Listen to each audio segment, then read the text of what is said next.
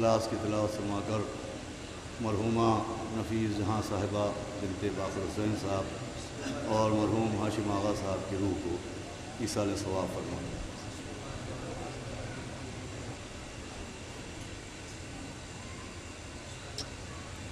فاتحہ۔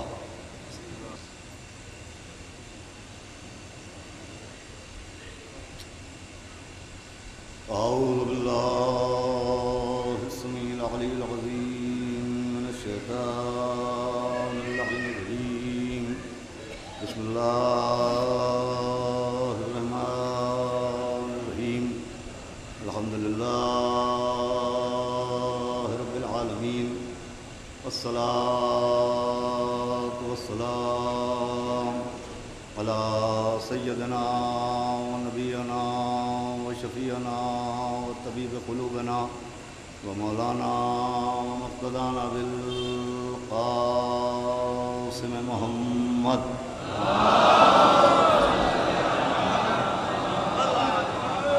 و آلہ الطیبین الطاہرین المعصومین و لعنۃ اللہ علی اعدائہم اجمعین من یومنا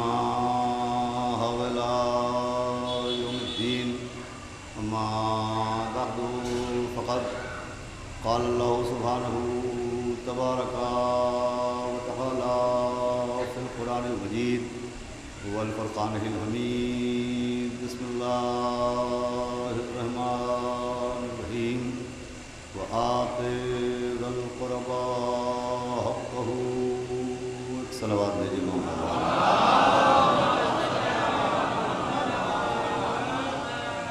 حضرات گرامی، بطفیل چہاردہ معصومین علیہ السلام اور خصوصاً بتائید شہزادی اولیاء معصوم عالم حضرت بطول بنت رسول جناب فاطمہ الزہرا سلام اللہ علیہا۔ یہ خمسہ مجالس جو بنت رسول اور حقوق خواتین کے عنوان سے نفیس جہاں صاحبہ مرحومہ کے ایصال ثواب کے لیے منعقد کیا گیا، اس میں آپ حضرات کی توجہات کے ساتھ آج دوسری شب ہے گفتگو کرتے ہوئے، اور میں نے قرآن مجید کی جس آیت کو سورہ بنی اسرائیل کی جس آیت کے ابتدائی حصے کو تلاوت کیا ہے، اگر آپ اس آیت کو غور سے دیکھیں، بلکہ یوں کہوں کہ اگر آپ اس آیت کو بصارت سے دیکھیں تو وہ آیت نظر آئے گی، وہ اگر بصیرت سے دیکھیں تو حق زہرا کی سند نظر آئے گی۔ اور مایا سورہ بنی اسرائیل کی یہ آیت اگر بصارت سے دیکھیے تو آیت ہے، وہ اگر بصیرت سے دیکھیے تو یہ حق جناب معصوم عالم کی سند ہے۔ بھئی قرآن میں بہت سی آیات ایسی ہیں جو آیات بھی ہیں، اسناد بھی ہیں۔ قرآن میں کچھ آیتیں قرآن کے کلام اللہ ہونے کی سند ہیں، قرآن کی کچھ آیتیں کعبے کے بیت اللہ ہونے کی سند ہیں، قرآن کی کچھ آیتیں صفا و مروہ کے شاعر اللہ ہونے کی سند ہیں۔ قرآن میں مسلسل آیات آپ کو ایسی ملیں گی کہ جو سندیں نظر آئیں گی، جو ثبوت نظر آئیں گے۔ ویسے ہی قرآن مجید کی یہ آیت جناب سیدہ کے حق کے لیے ایک سند ہے۔ ہمارے علماء کے ساتھ ساتھ غیر شیعہ علماء نے بھی لکھا کہ جب یہ آیت نازل ہوئی کہ میرے رسول آپ قرابت دار کو اس کا حق دیں، تو جیسے ہی یہ آیت نازل ہوئی ویسے ہی نبی نے فدق جناب سیدہ کے حوالے کر دیا۔ صلوات بھیجے تو میں عرض کروں فدق کی زمین، فدق کے باغات، فدق کی جائیداد، فدق کی پراپرٹی، یہ آیت نازل ہوتے ہی پیغمبر اسلام نے جناب زہرا کو ہبہ فرمائی، جناب زہرا کو عطا فرمائی۔ توجہ سنیے گا، جیسے ہی قرآن کی آیت نے حکم دیا ویسے ہی نبی نے عمل کیا۔ اس کا مطلب فدق حق سیدہ صرف روایت سے ثابت نہیں ہے، صرف درایت سے ثابت نہیں ہے، قرآن کی آیت سے ثابت ہے۔ اور جو رکھیں گے آپ تو انشاءاللہ ایک گفتگو نتیجہ خیز گفتگو کرنا مقصود ہے کہ اس کا مطلب حق جناب سیدہ فدق، حق زہرا صرف روایت سے ثابت نہیں ہے، صرف درایت سے ثابت نہیں ہے، صرف حدیثوں سے ثابت نہیں ہے، آیت سے ثابت ہے۔ اور قانون یہ ہے کہ جو شے آیت سے ثابت ہو جائے، جو عمل آیت سے ثابت ہو جائے، جو عقیدہ آیت سے ثابت ہو جائے، اس کا منکر گناہگار نہیں کہلاتا ہے، کافر کہلاتا ہے۔ صلوات بھیجے محمد والے محمد۔ بھائی جو عمل، جو حکم، جو عقیدہ، جو نظریہ، جو طریقہ، جو عقیدہ آیت سے ثابت ہو، جس کے لیے آیت موجود ہو، اس کا انکار گناہ نہیں کہلائے گا، اس کا انکار کفر کہلائے گا۔ علماء بیٹھے ہوئے ہیں، شریعت میں ایک لفظ فاجر، ایک لفظ کافر۔ فاجر کون ہے اور کافر کون ہے؟ ایک شخص نماز کو مانتا ہے کہ نماز پڑھنا چاہیے، نماز واجب ہے، لیکن وہ نماز پڑھتا نہیں، اسے فاجر کہا جائے گا۔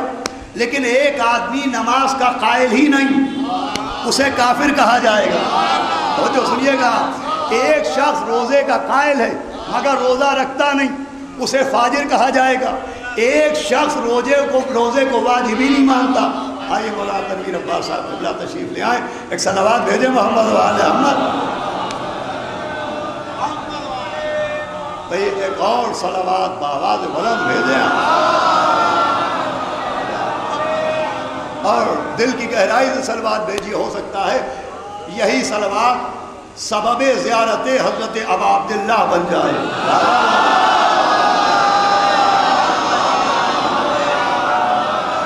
یہ صلوات آپ کی سفارش بن جائے۔ تو عزیزان گرامی، میں عرض کر رہا تھا کہ ایک لفظ فاجر ہے، ایک کافر ہے۔ ایک شخص تارک نماز ہے، نماز نہیں پڑھتا، اسے فاجر کہا جائے گا۔ ایک شخص منکر نماز ہے، اسے کافر کہا جائے گا۔ ایک شخص روزے کا قائل ہے، رکھتا نہیں، وہ فاجر کہلائے گا۔ ایک شخص روزے کا قائل ہی نہیں، وہ کافر کہلائے گا۔ ایک شخص کا حج واجب ہے، وہ مانتا ہے، جاتا نہیں، وہ فاجر کہلائے گا۔ ایک شخص حج کو واجب ہی نہیں مانتا، وہ کافر کہلائے گا۔ کیوں؟ کہ صاحب نماز آیت کے ذریعے واجب ہے، نماز کا وجوب آیت سے ثابت ہے، روزے کا وجوب آیت سے ثابت ہے، حج واجب ہے آیت سے ثابت ہے، زکوٰۃ واجب ہے آیت سے ثابت ہے، خمس واجب ہے آیت سے ثابت ہے۔ معلومہ جو آیت سے ثابت ہو اس کا منکر کافر ہوتا ہے۔ اب جس قرآن کی آیت سے نماز کا واجب ہونا ثابت، جس قرآن کی آیت سے روزے کا واجب ہونا ثابت، جس قرآن کی آیت سے حج کا واجب ہونا ثابت، اسی قرآن کی آیت سے فدق کا حق زہرا ہونا ثابت۔ تو اب جو فدق کا منکر ہے وہ گناہگار نہیں ہے، وہ کافر ہے۔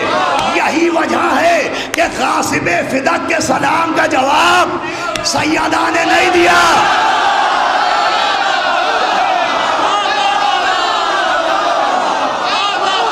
مسلمان کے سلام کا جواب ہے، کافر کے سلام کا جواب۔ صلوات بھیجے محمد والے محمد۔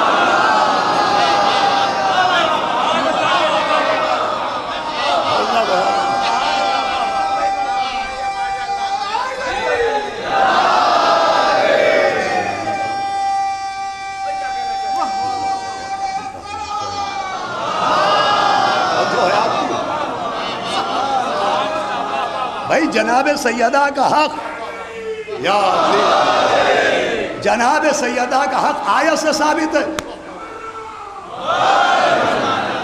جناب زہرا کا حق قرآن کی آیت سے ثابت ہے، اور آیت سے جو شے ثابت ہو جائے اس کا انکار کفر ہوتا ہے، انکار کرنے والا کافر ہوتا ہے۔ اب دیکھیں علماء کرام بھی تشریف فرمائیں، اب کافر کی بھی قسمیں ہیں، تو جو فرمائیے گا کافر کی بھی قسمیں ہیں، جیسے مومن کی قسمیں ہیں۔ ایک مومن عام ہوتا ہے، ایک مومن خاص ہوتا ہے، ایک مومن ممتحن ہوتا ہے۔ بھائی خطبہ گزرا ہے آپ کی نظر سے، سلمان و ابو ذر بیٹھے، مولا کائنات اپنے فضائل سنا رہے ہیں اور پھر فرما رہے ہیں کہ ہماری ولایت ملک مقرب کے علاوہ، رسولوں کے علاوہ اور مومن ممتحن کے علاوہ کوئی برداشت نہیں کر سکتا۔ سلمان نے کہا یہ مومن ممتحن کون؟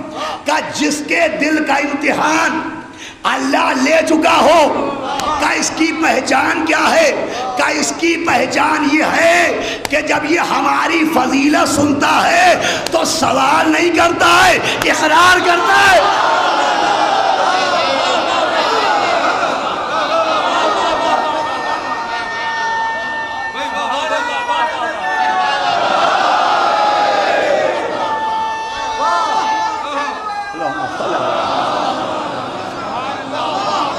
کیسے نہیں کرتا ہے؟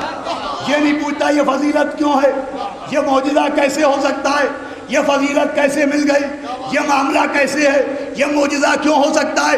تو جیسے مومن کی قسمیں ہیں، مومن عام ہے، مومن خاص ہے، مومن ممتحن ہے، ویسے ہی کافر کی بھی قسمیں ہیں۔ اب علماء بیٹھے، ایک کافر جو ہمیشہ سے کافر تھا، مرتے دم تک کافر رہا، ایک کافر حربی کہلاتا ہے، ایک کافر ذمی کہلاتا ہے۔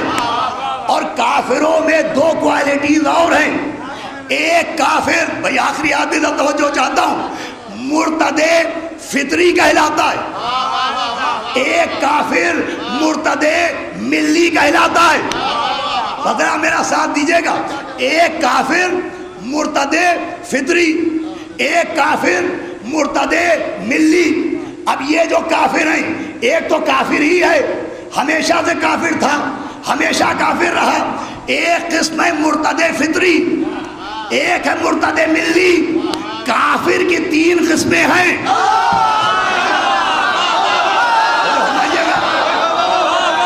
ایک ہمیشہ سے کافر تھا، کافر رہا، میں شریعت کی اصطلاح سنا رہا ہوں علماء کی موجودگی میں۔ ایک ہے مرتد ملی، ایک ہے مرتد فطری۔ یہ مرتد ملی کون، مرتد فطری کون؟ کا مرتد ملی وہ جو کافر تھا پھر مسلمان ہوا، تھوڑے دن بعد پھر کافر ہو گیا۔ فرمائیے گا مرتد ملی کون؟ کا جو کافر تھا اسلام کی طرف آیا، کلمہ پڑھا، پھر کافر ہو گیا، اندھیرے سے روشنی میں آیا، پھر اندھیرے میں چلا گیا، روشنی کو برداشت نہ کر پایا، یہ کہلاتا ہے مرتد ملی۔ اب ایک کافر ہے مرتد فطری۔ توجہ سنیے گا، ایک عجیب نتیجہ دینا چاہ رہا ہوں۔ مرتد فطری کون؟ مسلمان گھر میں پیدا ہوا، مسلمانوں کی گود میں پلا، مسلمانوں کی گود میں رہا، بڑا ہو کے کافر ہو گیا، یہ کہلاتا ہے مرتد فطری۔ ایک وہ جو اندھیرے سے اجالے میں آیا، پھر اندھیرے میں چلا گیا، کفر سے اسلام میں آیا، پھر کفر کی طرف چلا گیا۔ ایک وہ جس نے اسلام کا ماحول دیکھا مگر بڑا ہو کے کافر ہو گیا، یہ کہلاتا ہے مرتد فطری۔ اب شریعت یہ کہتی ہے کہ مرتد ملی کی توبہ قبول ہے، لیکن مرتد فطری کی توبہ قبول نہیں ہے۔ جو اسلام سے کفر میں چلا جائے وہ توبہ بھی کرے تو قبول نہیں، معافی بھی مانگے تو قبول نہیں۔ سیدہ کا فدق قرآن سے ثابت، میرے ساتھ رہیے گا، سیدہ نے دربار میں قرآن سنایا، کس کو؟ جس نے دعویٰ کیا تھا کہ قرآن کافی ہے۔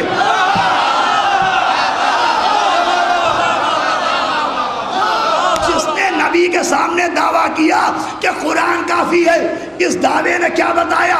کہ قرآن پہ ایمان ہے، قرآن پہ یقین ہے۔ سیدہ نے قرآن ہی سنایا، جس نے قرآن پر اعتبار دکھایا۔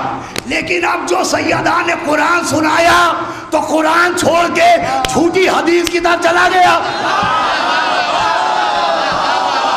ارے نہیں، میری بات نہیں پہنچی۔ قرآن کو سن کے، قرآن چھوڑ کے جھوٹی حدیث کی طرف چلا گیا۔ روشنی سے اندھیرے میں چلا گیا. یہ ہے مرتد فطری. اس کی توبہ قبول نہیں. آپ سمجھے سیدہ نے انہیں معاف کیوں نہ کیا؟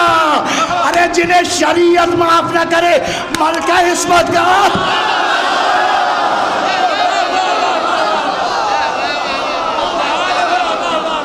صلوات بھیجے محمد و آل محمد پر.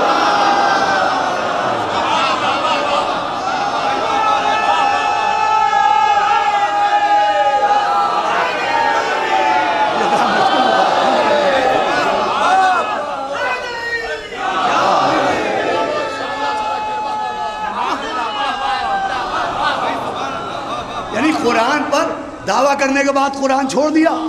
سیدہ نے قرآن سنائی، آیتیں سنائیں، اس لیے کہ فدق آیت سے ثابت ہے. جیسے آدم کی خلافت آیت سے ثابت، نوح کی کشتی آیت سے ثابت، ابراہیم کی خلت آیت سے ثابت، موسیٰ کا کلیم اللہ ہونا آیت سے ثابت، عیسیٰ کا روح اللہ ہونا آیت سے ثابت، علی کا ولی اللہ ہونا آیت سے ثابت. ویسے ہی باغ فدق روایت سے ثابت نہیں ہے، صرف روایت سے ثابت نہیں ہے، آیت سے ثابت ہے. اب دیکھیے تماشا دیکھیے دنیا کا کہ جو آیت سے ثابت ہے وہ نہیں مانا، اور جو روایت سے بھی ثابت نہیں، میرے ساتھ ہیں آپ، اسے مان لیا. ماہ رمضان آنے کو ہے، تراویح ہونے کو ہے. کیا سنا ہے آپ؟ تراویح نہ قرآن کی آیت سے ثابت، نہ نبی کی سنت سے ثابت. کیا سنا ہے آپ؟ بخاری جیسی کتاب میں ہے، نہ نبی نے یہ پڑھائی، نہ پہلے نے یہ پڑھائی، دوسرے نے اسے شروع کیا. اور آیت کہہ کے نہیں شروع کیا، سنت کہہ کے نہیں شروع کیا، بدعت کہہ کے شروع کیا. عجیب بات ہے، جو بدعت ہے وہ سمجھ میں آ گیا، جو آیت ہے. اللہ صلوات بھیجے محمد و آل محمد پر.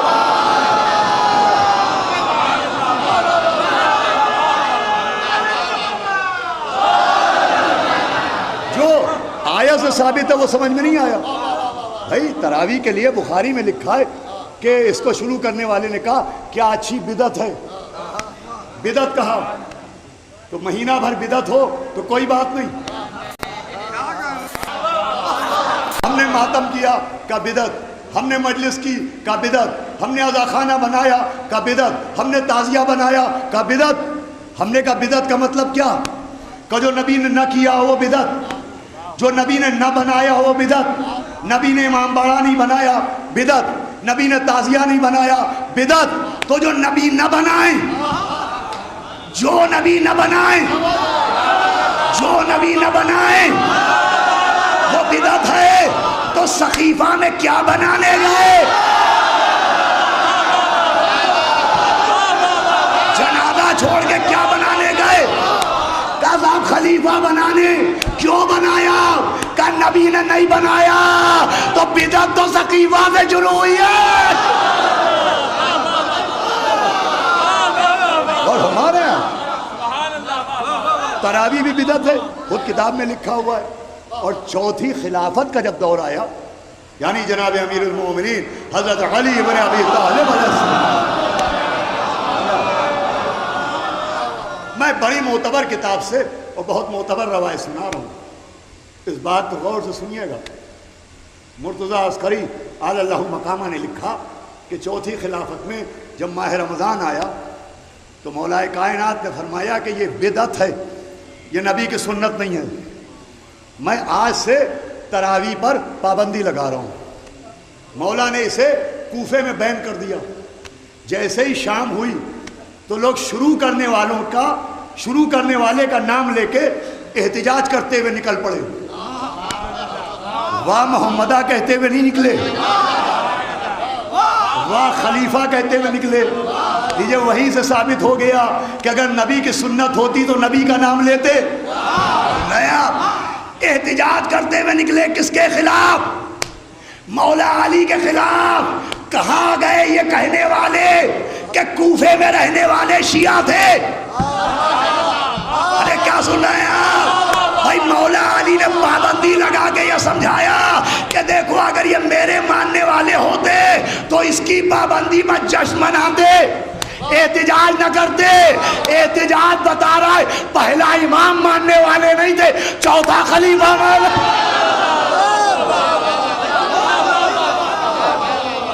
صلوات پڑھے محمد و آل محمد پر.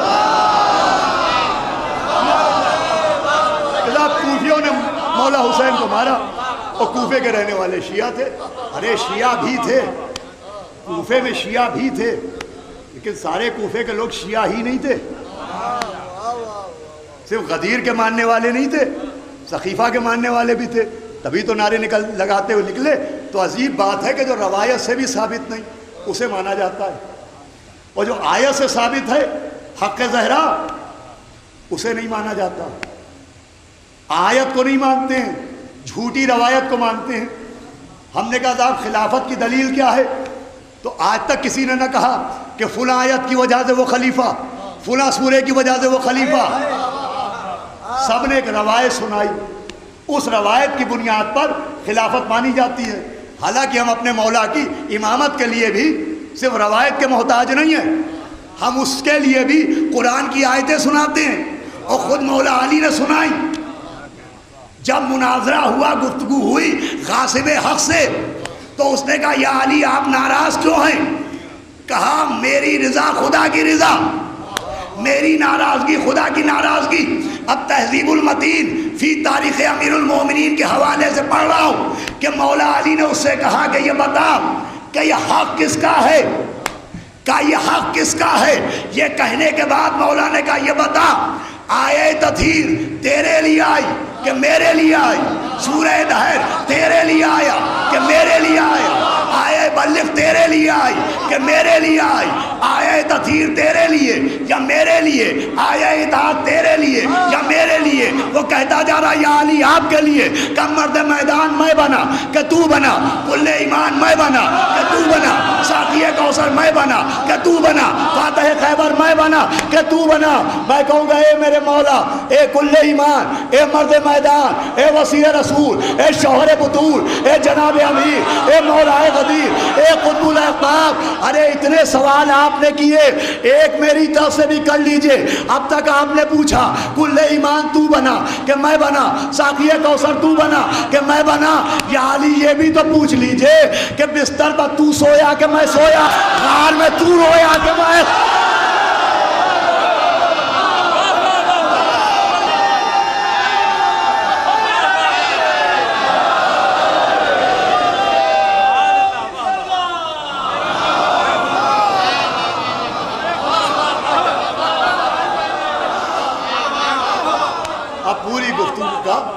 نتیجہ دینا چاہ رہا ہوں جس کے لیے میں نے اتنی دیر تک آپ کے اذہان کو متوجہ کیا. تو ہم چاہے فدق ہو وہ بھی آیت سے ثابت ہے، چاہے امامت ہو وہ بھی آیت سے ثابت ہے، چاہے ولایت ہو وہ بھی آیت ثابت ہے. یہ عجیب مزاج ہے دنیا کا کہ قرآن کو کافی کہنے والے جو آیت سے ثابت ہے اسے نہیں مانتے، اور جو صرف روایت سے ثابت ہے. بھائی پہلی خلافت پڑھے لکھے لوگ بیٹھے نا، پہلی خلافت کاہے سے ثابت ہے؟ صرف ایک حدیث پیش کی جاتی ہے کہ نبی نے فلاں کو اپنی جگہ نماز پڑھانے بھیجا. نبی جب بستر پر آخری وقت لیٹے ہوئے تھے تو اٹھ نہیں پا رہے تھے، اور کسی صاحب کو اپنی جگہ نماز پڑھانے کے لیے بھیج دیا. یہ ہے روایت. یہ روایت بیان کس نے کی ہے؟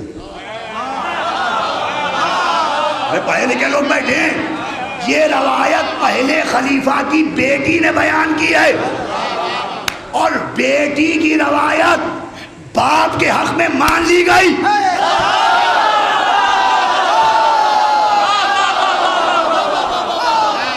ارے کہاں ہے سمجھنے والے، کہاں ہے سننے والے؟ سیدہ اپنے بچوں کو لے کے دربار میں گئی، حسنین نے گواہی دی تو کہا بیٹوں کی گواہی ماں کے حق میں کافی نہیں. ارے انصاف کیا جائے, جب بیٹی کی گواہی باپ کے حق میں کافی ہے تو بیٹوں کی گواہی. صلوات بھیجے محمد وآل محمد. یہ عجیب بات ہے کہ ایک بیٹی کی گواہی باپ کے لیے مان لی گئی اور دو بیٹوں کی گواہیاں بیوی کے لیے نہیں مانی گئی. کہا صاحب بیٹے کی گواہی ماں کے حق میں قابل قبول نہیں ہوتی. کہنے والا کہہ گیا فاطمہ کے خلاف, جملہ چلا گیا مریم کے خلاف.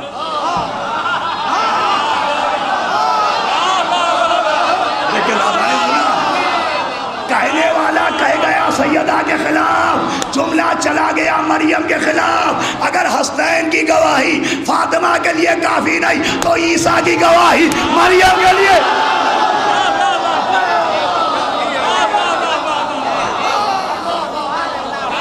صلوات بھیجے محمد وآل محمد پر.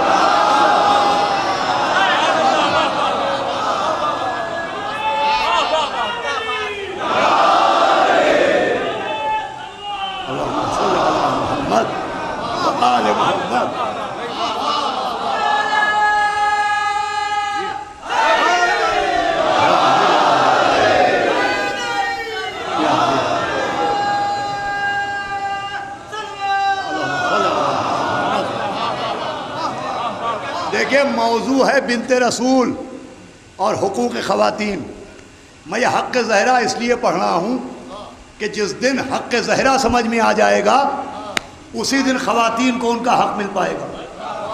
یہ سارے حق جو چھن رہے ہیں یہ سزا ہے حق آل محمد کے معاملے میں چپ رہنے کی.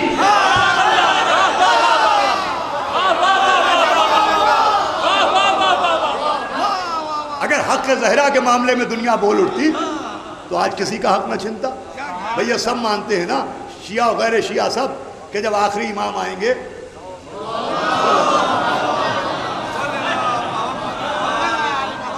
تو عدل و انصاف کی حکومت ہو جائے گی, ظلم ختم ہو جائے گا, عدل جاری ہو جائے گا, انصاف کی حکومت ہوگی, سب کو سب کا حق ملنے لگے گا.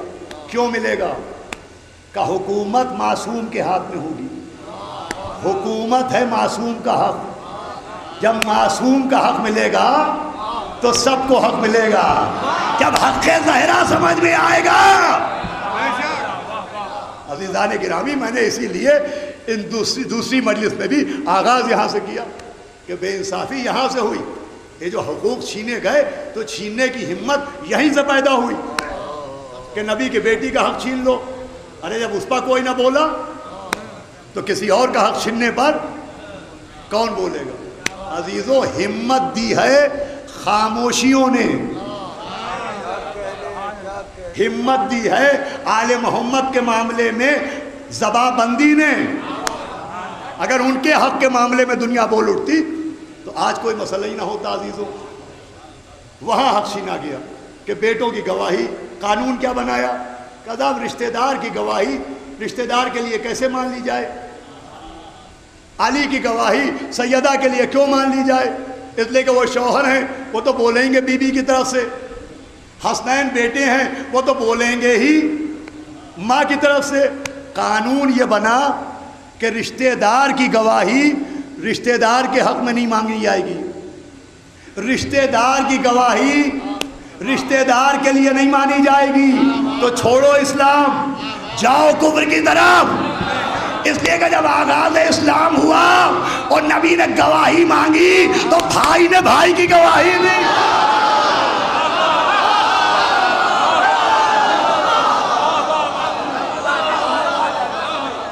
وہاں جس نے گواہی دی وہ نبی کا بھائی تھا.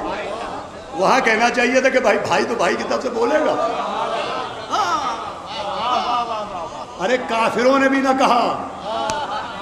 ذوالعشیرہ میں کافر تھے, کسی کافر نے بھی نہ کہا کہ بھائی کی گواہی بھائی کے لیے کیوں مانے. وہ بھی چپ رہے. ارے پرانا کافر نئے مسلم سے بہتر ہے. وہ بھی چپ رہے. یہاں مانی گئی کہ نہیں مانی گئی؟ کہا صاحب ہم مانی تو گئی مگر علی بچے تھے، علی کمسن تھے، علی چھوٹے تھے، وہ کمسنی میں کہے گئے اشہد ان لا الہ الا اللہ، کمسنی میں گواہی دے دی اشہد ان محمد رسول اللہ۔ علی تو بچے تھے، چلیے علی بچے تھے، 40 برس کے نبی تو بچے نہ تھے؟ ارے بچہ کہہ گیا لا الہ الا اللہ، بچہ کہہ گیا محمد رسول اللہ، یہ 40 برس والے نے کیوں کہا علی ولی اللہ؟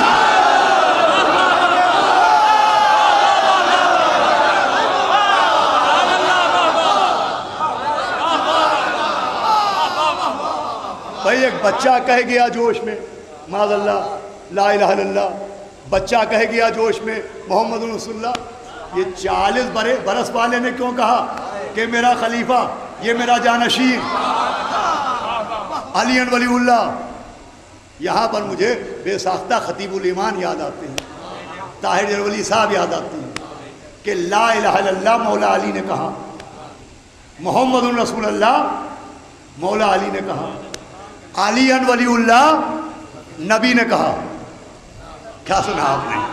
اشہد ان لا الہ الا اللہ یہ علی نے کہا، اشہد ان محمد رسول اللہ یہ علی نے کہا، بچے نے کہا لا الہ الا اللہ، بچے نے کہا محمد رسول اللہ، 40 برس کے نبی نے کہا علی ولی اللہ۔ اب اس بچپنے کو کیا کہیے کہ جو بچے نے کہا وہ سب کہتے ہیں، جو نبی نے کہا وہ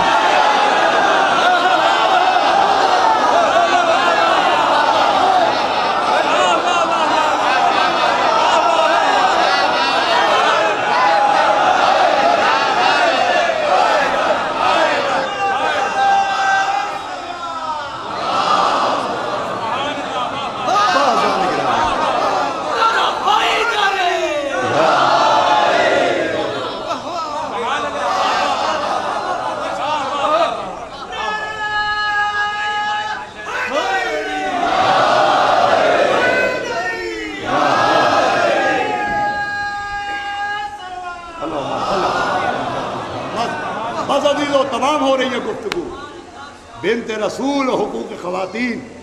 پہلے دنیا کو حق زہرا پر بات کرنا چاہیے، پہلے دنیا کو مسئلہ فدق پر بات کرنا چاہیے۔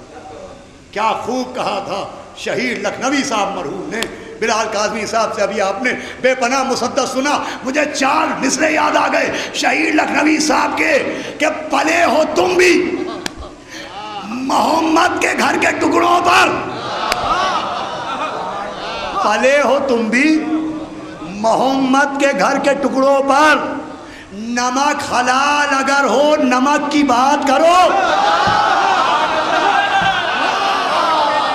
بھائی مصرے آپ کے حوالے، پلے ہو تم بھی محمد کے گھر کے ٹکڑوں پر، نمک حلال اگر ہو نمک کی بات کرو۔ کہاں ہو بابری مسجد کے مانگنے والوں، کبھی تو ہم سے بھی باغ فدا کرو۔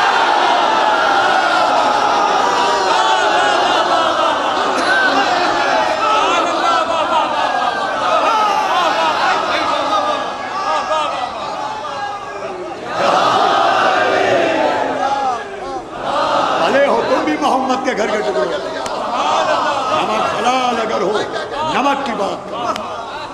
کہاں ہو بابری مسجد کے مانگنے والوں، کبھی تو ہم سے بھی باغ فدق کی بات کرو۔ خدا قسم کسی کا کوئی حق نہ چھنتا اگر آل محمد کے حق کے معاملے میں لوگ بول اٹھتے، لیکن ہر معاملے میں بولا گیا سوائے حق اہل بیت کے معاملے میں۔ امام جعفر صادق علیہ السلام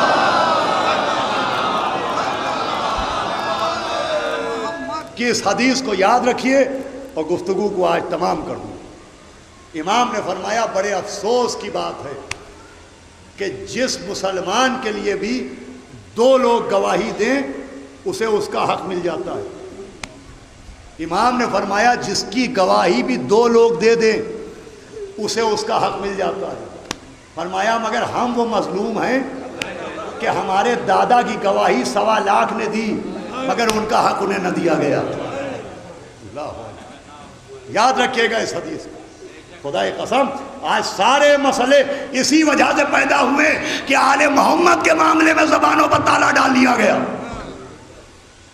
مگر نکل پڑتے اہل مدینہ اور کہتے تمہاری ہمت کیسے ہوئی؟ وہ جس کو دیکھ کے نبی اٹھ کھڑے ہوتے تھے وہ دن بھر دربار میں کھڑی ہوئی ہے۔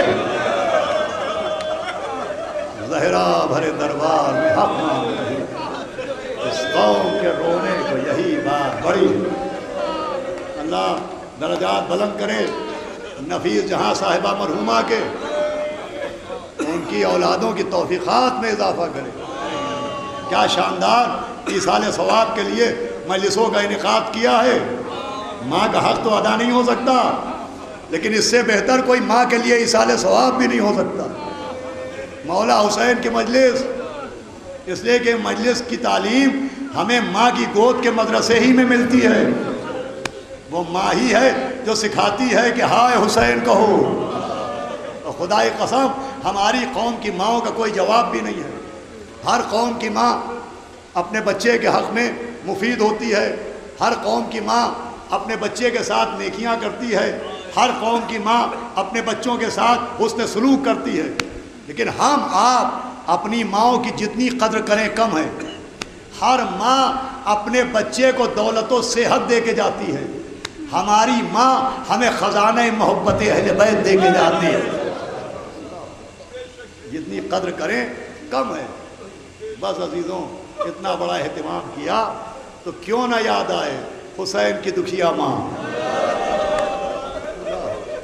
ہمارے آپ کے دلوں میں اپنی ماؤں کی اتنی محبت ہے، پوچھئے حسنین پر کیا گزری ہوگی، جنہوں نے اپنی آنکھوں سے دیکھا کہ یہ ہماری اماں آتی تھی تو ہمارے نانا اٹھ کے کھڑے ہو جاتے تھے، اور دن بھر ہماری ماں کھڑی نہیں، کسی نے ایک کرسی بھی نہ پیش کی۔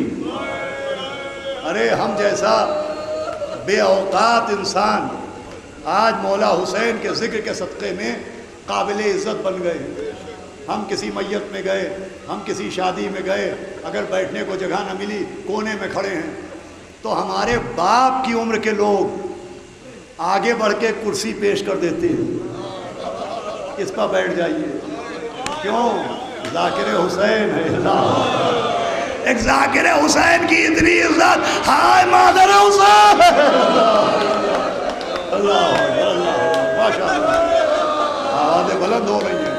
اللہ کسی غم نہ لائے سوائے غم سرکار سید شب۔ زہرا بھرے دربار میں حق مانگ رہی ہے، اس قوم کے رونے کو یہی بات بڑی ہے۔ واپس آئیں تو ایک 5 برس کی بی بی دوڑ کے اپنی اماں کے قدموں سے لپٹ گئی، سر پر ہاتھ پھیرا، کہا بی بی زینب فدق نہ ملا تو باغ جنا تو ہمارا ہے۔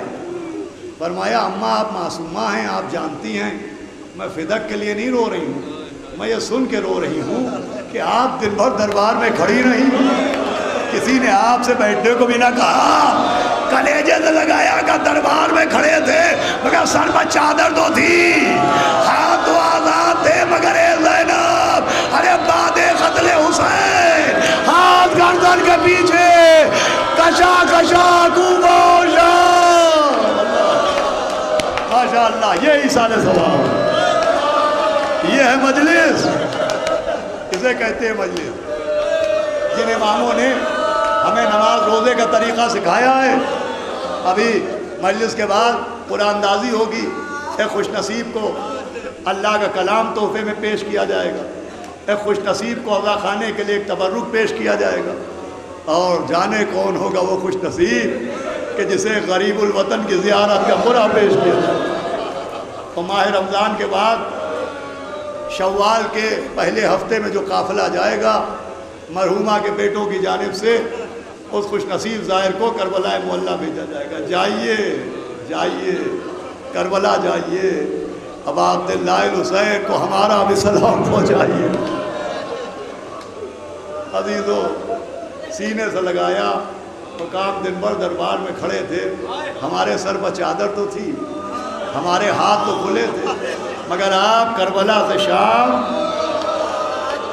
شام سے کربلا۔ میں نے پڑھا نہیں، لیکن ایک بہت معتبر ذاکر جو عالم بھی ہیں ان کی زبان سے سنا کہ مولا حسن علیہ السلام جب 2 برس کے ہوئے اور جناب امیر جب اپنے بیت الشرف میں داخل ہوتے تھے تو بلا تشبیہ جیسے ہمارے بچوں کی عادت ہے، ہم گھر میں آئے تو بچہ دوڑ کے پیروں سے لپٹ جاتا ہے، بلا تشبیہ بلا تشبیہ۔ امام حسن مجتبی جب 2 برس کے ہوئے اور مولا علی گھر میں آتے تھے تو باپ کو دیکھ کے باپ کی طرف دوڑتے تھے۔ مولا علی امام حسن کو گود میں اٹھا لیتے تھے۔ جب مولا حسین 2 سال کے ہوئے وہ بھی باپ کو دیکھ کے دوڑتے تھے، مولا حسین کو بھی مولا علی گود میں اٹھا لیتے تھے۔ جناب فضہ کہتی ہے میں نے دیکھا کہ جب میری شہزادی زینب 2 سال کی ہوئی اور وہ اپنے پیروں چلنے لگی اور مولا علی گھر میں آتے تھے تو مولا علی بی بی کو گود میں نہیں اٹھاتے تھے، آپ کو اپنی انگشت مبارک آپ کے دست مبارک میں دیتے تھے اور گھر کی آنگن کے اس کونے سے اس کونے تک، اس کونے سے اس کونے تک آنگن میں ٹہلاتے تھے۔ فضہ کہتی ہے ایک دن میں نے پوچھ لیا ہے میرے آقا، ارے بیٹی کو گود میں کیوں نہیں لیتے، آنگن میں کیوں ٹہلاتے ہو؟ عجب جواب دیا کہ فضہ ارے میں زینب کو پیدل چلنے کا عادی بنا رہا ہوں، اس لیے کہ زینب کربلا سے کوفہ، کوفے سے شام، زینب کو پیدل چلایا گیا۔ ہاں بی بی زینب کا نام آ گیا۔ میں مجلس کو تمام کر دوں۔ بی بی زینب، دیکھیے یہ ماہ شعبان ہے، کثرت سے محافل کا زمانہ ہے، لیکن بیٹوں نے اپنی ماں کے اصال ثواب کی مجلس کی، اتنی بڑی تعداد میں مجمع رونے آ گیا۔ ہاں رلانے آتی ہے یاد حسین روز مجھے، رلانے آتی ہے یاد حسین روز مجھے، میں وہ نہیں کہ محرم کا انتظار کروں۔ ادھر فرش عزا بچھا، ادھر آپ رونے لگے۔ اور ایک بات دیکھی گئی ہے کہ اکثر فضائل کے دوران کسی کے پیر میں تکلیف ہوئی اٹھ کے چلا گیا، کسی کو کوئی حاجت ہوئی اٹھ کے چلا گیا، لیکن جب مصائب شروع ہو جاتے ہیں تو کوئی اٹھ کے نہیں جاتا۔ اس کا مطلب مصائب سے کسی کا دل نہیں بھرا، مصائب سے کسی کا دل نہیں بھرا۔ اور رلائیے اور روئیں گے، اور رلائیے اور روئیں گے۔ میں آپ سے پوچھتا ہوں یہ جو مصائب پڑھے جاتے ہیں یہ آپ نے سنے ہی تو ہیں، کسی نے دیکھے تو نہیں؟ سب نے سنا ہے کہ 28 کو ایک غریب کا قافلہ چلا، ایک شہزادہ اپنے نانا کی قبر پہ آیا، اپنی اماں کی لحد پہ آیا، اماں لہو میں ڈوبا چمن دیکھنے چلو، زینب کے بازوؤں پر حسن دیکھنے چلو۔ سنا ہے دیکھا نہیں، قافلہ چلا آپ نے سنا ہے دیکھا نہیں، بیمار بیٹی باپ سے لپٹ گئی آپ نے سنا ہے دیکھا نہیں، 2 کو کربلا پہنچے سنا ہے دیکھا نہیں، 4 کو خیمے ہٹے سنا ہے دیکھا نہیں، 7 سے التش کی آوازیں بلند ہوئی سنا ہے دیکھا نہیں، عباس کے بازو کٹے سنا ہے دیکھا نہیں، اکبر کا سینہ چھدا سنا ہے دیکھا نہیں، قاسم کی لاج پر گھوڑے دوڑے اللہ اکبر آپ نے سنا ہے دیکھا نہیں، نشانہ تاک کے اصغر کے گلے پر تیر مارا گیا سنا ہے دیکھا نہیں، ارے سوکھی گلے رگے کند خنجر سے کاٹی گئی سنا ہے دیکھا نہیں۔ عزادارو انصاف کیجئے، ارے جب سن کے آپ کا یہ عالم ہے، ہائے وہ زینب جو تلے خیمہ پکڑی او عمر صاحب، ارے میرا وقت اللہ اکبر اللہ اکبر اللہ اکبر۔ تمام ہے 2 منٹ مجلس تمام، یہی محال مجلس ہے۔ جب آپ کا سن کے یہ عالم ہوتا ہے تو جس نے دیکھا ہوگا اس کا کیا حال ہوگا۔ صوبہ بہار میں ایک قصبہ ہے گوپال پور، بس سنیے 2 منٹ مجلس تمام۔ گوپال پور ایک صوبہ ہے، وہاں کے مولانا نے مجھے واقعہ سنایا کہ عاشور کے روز 60-70 برس پہلے فاقہ شکنی سے پہلے مجلس ہو رہی تھی، وہ ایک عالم دین نے ایسے مصائب پڑھے کہ لوگ روتے روتے بے ہوش ہو گئے۔ خیر سب کو ہوش آ گیا، سب فاقہ شکنی کے لیے چلے گئے، لیکن ان عالم دین نے دیکھا کہ ایک بزرگ سن سفید بال سفید ریش عزا خانے کے کونے میں بیٹھے ہوئے سر و سینہ پیٹ کے رو رہے ہیں۔ عالم دین فاقہ شکنی کے لیے گئے، لوٹ کے آئے تو دیکھا وہ پھر رو رہے ہیں۔ تو یہ عالم ان کے قریب گئے اور کہا حضور آپ ہماری بستی کے تو لگتے نہیں، مجھے صرف اتنا پوچھنا ہے کہ سب کے آنسو بھی رک گئے، سب کا گریا بھی رک گیا۔ یہ بتائیے مصائب کا کون سا جملہ آپ کے دل میں اتر گیا جو ابھی تک آپ کا گریا رکا نہیں ہے؟ رونے والے نے کہا کہ میں مصائب سن کے نہیں رو رہا ہوں، ارے جو تو نے پڑھا وہ میں نے آنکھوں سے دیکھا، میں نے عباس کے کٹے بازو دیکھے، میں نے اکبر کا لاشا دیکھا، قاسم کے لال کے ٹکڑے دیکھے۔ اللہ اکبر اللہ اکبر۔ روتے ہوئے اٹھیے گا کہ حضور آپ کون ہیں؟ آپ کوئی امام ہیں؟ کہا نہیں۔ کہا آپ کوئی پیغمبر ہیں؟ کہا نہیں۔ کہا آپ کون ہیں؟ کہا تو ڈرے گا تو نہیں؟ کہا بتائے؟ کہ مجھے زعفر جن کہتے ہیں۔ اللہ اکبر، میں زعفر جن ہوں۔ ارے جب میں کربلا میں پہنچا، چلتے تھے چار سمت سے بھالے حسین کا، اللہ اکبر، عجب عالم تھا، کوئی پتھر مار رہا ہے، کوئی نیزے مار رہا ہے، کوئی بھالے مار رہا ہے۔ بس عزیز و مجلس تمام، یک و تنہا حسین، بے کس حسین۔ میں نے سلام کیا، السلام علیکہ یا ابا عبداللہ الحسین۔ جواب آیا وعلیکم السلام۔ ارے زعفر تم نے آنے میں بڑی دیر کر دی، ہمارا اکبر مر گیا زعفر، ہمارا عباس مر گیا زعفر، ہمارا قاسم مر گیا زعفر۔ زعفر کہتے میں نے ہاتھ جوڑے، میں نے کہا حضور ارے ابھی باتیں نہ کی جائیں، پہلے میں آپ کے لیے پانی لاتا ہوں، پانی پی لیجئے۔ کہا زعفر پانی کا نام نہ لینا، ارے جس کی آنکھوں کے سامنے 18 برس کا علی اکبر، جس کے ہاتھوں پر علی اکبر، آخری جملے مجلس تمام ہے، ایڑیا رگڑ کے مارا گیا۔ کہا زعفر تم نے بڑی دیر کر دی، اب جاؤ زعفر۔ کہا آقا میں چلا جاؤں؟ کہاں جاؤ؟ کہا آقا میں آپ کو چھوڑ کے نہیں جاؤں گا۔ کہا زعفر ابھی ملائکہ کا لشکر بھی آیا تھا، ہم نے واپس کیا، ابھی انبیاء کا گروہ بھی آیا تھا، ہم نے واپس کیا۔ یہ کہہ کے امام نے آسمان کو دیکھا، کہا زعفر میں فوراً سرحد کربلا سے باہر چلے جاؤ۔ کہا آقا رک جانے دیجئے۔ کہا زعفر آنکھیں بند کرو، واپس جاؤ۔ کہا کیوں؟ کہا ہماری اماں فاطمہ آ رہی ہے، الوداع۔ ارے ہماری اماں، ہماری اماں زہرا آ رہی ہے، جاؤ زعفر، اب ہمارا اثر ہوگا، ہمارا